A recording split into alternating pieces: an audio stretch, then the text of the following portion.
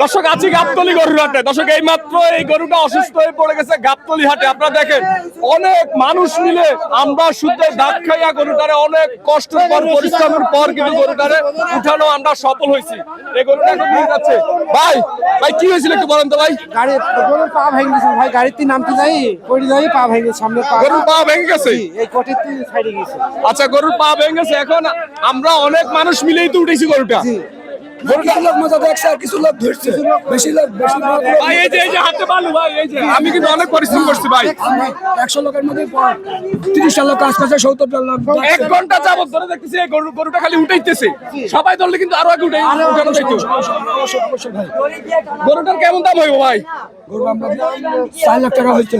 4 লাখ টাকা মানে বাজার খারাপ দেয় 4 লাখ, বাজার ভালো হলে 5 লাখ 6 লাখ টাকার গরু। 5 লাখ 5.5 লাখ টাকার গরু অসুস্থ হয়ে পড়ছে। এই যে মানুষগুলা সবাই দাঁড়ায় দাঁড়ায় দেখছিল, আমরা 10-12 জন 15 জন মানুষে কিন্তু গরুটা উঠাইছি। আপনি অনেক কষ্ট করছেন, এই যে উনি অনেক কষ্ট করছে, দেখেন অনেক কষ্ট করছে ভাই, রক্ত বেরিয়ে গেছে, ঘাম ছুটে গেছে গরু উঠাবার জায়গা। এত কষ্ট হয়েছে। খালি লাথি খাইছেন, চারটা লাথি খাইছে গরু উঠাবার জায়গা। আপনি সাইডটা লাতেই গেছেন খাইছি, এই তো মাত্র অবস্থা ভাই। এই যে খামারি এই বিপদে পড়ছে ভাই, এই যে খামারি অনেক বিপদে